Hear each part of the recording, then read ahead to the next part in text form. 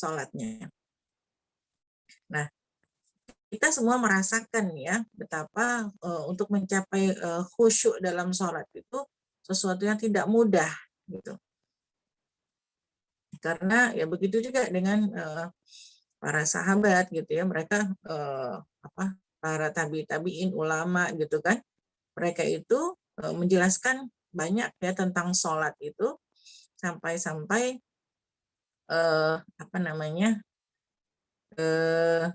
sampai diuji gitu ya, ada seorang ulama yang menguji gitu. Jadi sebelum sholat ditanya dulu gitu, ini aku punya selendang warnanya ada 3 gitu ya, merah, kuning, hijau ya. Nanti kamu mau pilih yang mana? Nanti kamu habis sholat, kamu boleh ambil salah satu gitu. Tapi sebelum sholat tuh dikasih 3 selendang dulu tuh gitu ya. Jadi, nah begitu udah selesai sholat, ditanya, jadi maunya selendangnya yang mana gitu. Itu yang merah gitu ya pilihannya ya. Itu kan sepanjang sholat itu kan kita jadi mikir ya, jadi nggak fokus, jadi nggak khusyuk gitu. Yang dipikirin selendang kan akhirnya ya. Nah seperti itulah ya. Nah untuk mencapai kekhusyuan sholat itu memang tidaklah mudah ya. Oleh karena itu kita perlu untuk belajar bagaimana menuju sholat yang khusyuk. Ya, khusyuk itu kan awalnya khusyia ya, rasa takut ya, takut kepada Allah ya. Jadi kita mendasari sholat itu ya karena kita takut ya kepada Allah, khusyuk.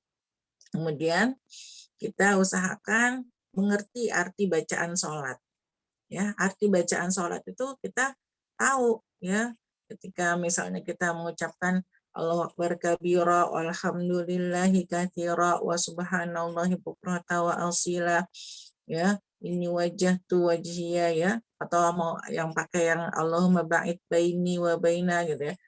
Itu kita ketika mengucapkan itu kita memang sedang berdialog dengan Allah, kita tahu apa yang kita ucapkan ya. Nah, kelemahannya kan banyak umat Islam itu yang sholat tapi nggak tahu arti bacaan sholat. Jadi dia sendiri tidak mengerti apa yang dia ucapkan kepada Allah. Ya, dia sendiri nggak paham apa yang dia minta kepada Allah. Ya, sehingga sholatnya itu ya udah selesai sholat, udah gitu ya, nggak ada asarnya, nggak ada bekasnya. Ya, makanya tetap mereka banyak kan masih merasa kering, kok aku udah sholat tapi kok masih kering aja gitu.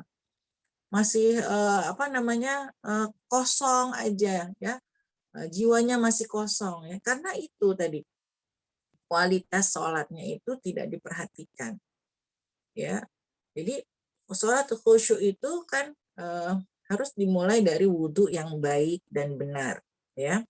Wudhunya harus sempurna 3 kali, harus benar-benar menyentuh semua bagian ya.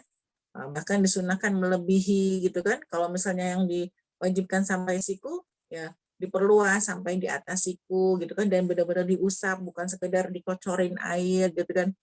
Gitu. Jadi memperhatikan kebaikan wudhunya. Wudhunya harus benar ya. Wudhunya harus benar. Jadi dimulai itu dari wudhu gitu. Kalau wudhunya sudah benar, kita konsentrasi di wudhu, kemudian kita memilih tempat yang baik gitu, yang bersih, ya, kemudian bersih dari najis ya tentunya ya, menutup aurat ya, kemudian kita memulai dengan tumakninah, dengan tenang gitu ya, kemudian kita mulai takbiratul ihram dan kita menghadapkan, benar-benar kita menghadapkan diri kita kepada Allah ya. Kita sedang berhadapan langsung nih dengan Allah ketika sholat, kita sedang berdialog dengan Allah ya. Kemudian kita mengerti arti bacaan-bacaan sholat yang kita ucapkan. Nah itu kalau yang belum bisa mungkin perlu belajar ya, belajar ya, mengerti, dihafal arti bacaan sholat itu, dimengerti ya, sehingga ketika kita benar-benar sholat itu kita sedang berdialog dengan Allah. Ketika kita mengatakan Allahu Akbar, itu benar-benar dalam hati kita, hati, pikiran, dan ucapan kita, dan seluruh tubuh kita itu ya mengatakan bahwa Allah yang maha besar ya, sehingga tidak lagi kita merasa bahwa kita itu sesuatu ya, bahwa kita ini besar, tidak. Tapi justru ketika mengucapkan Allahu Akbar, Allah yang maha besar, itu udah semuanya tuh kita kecil gitu. Dan memang kenyataannya kita kecil gitu kan. Kalau kita melihat alam semesta yang luas ini kan semuanya kan ciptaan Allah ya, kita bisa bayangkan ya alam semesta ini saja luas banget bagaimana Allah gitu kan, Allah yang maha menciptakan semuanya dan betapa kecilnya kita gitu. Kecil, kita ini kecil banget ya, nggak ada yang bisa kita sombongkan. Ya. Nggak ada yang bisa kita banggakan gitu ya. Karena memang kita ini kecil ya, ilmunya sedikit ya.